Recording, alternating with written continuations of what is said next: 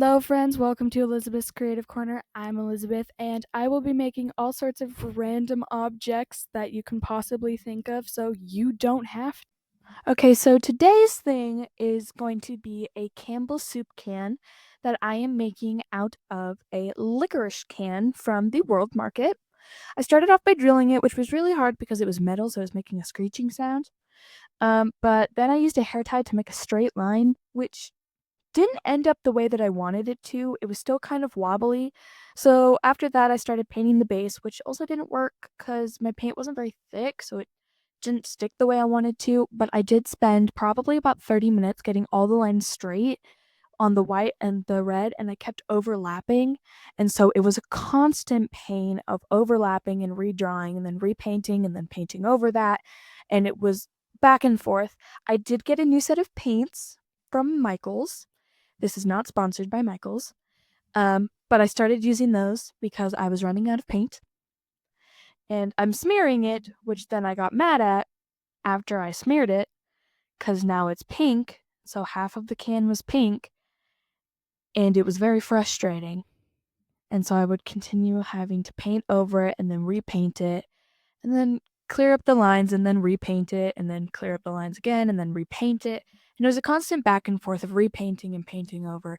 And so it lasted for a very long time. This probably was the longest one that I've done. It was probably the easiest, but the longest. Um, that was me after painting the rims part, which was actually fairly easy. It still wasn't as straight as I wanted it to be, but it was fairly easy. And so I'm painting the rim this I want to say it's like a sand color, and then I painted the bottom the red, and I needed to keep the metal rim still shiny and metallic because that's how it is on soup cans. And so I continually had to scrape on the side when I would get some on the rim. And so I would have to scrape it with my nail and it would make a horrible sound and make me shiver, and it wasn't a fun time. This is the next day because it had to dry and it took so long. So I'm writing out the words because they're in cursive. And so I had to write out the words. And on the red, it took me a very long time to write out the words just the way I wanted them. On the white, it was like one and done, super easy.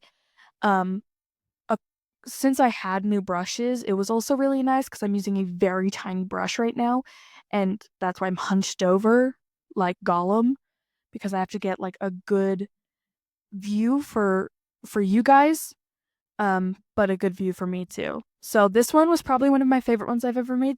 Thank you so much, guys, for watching. See you in the next episode.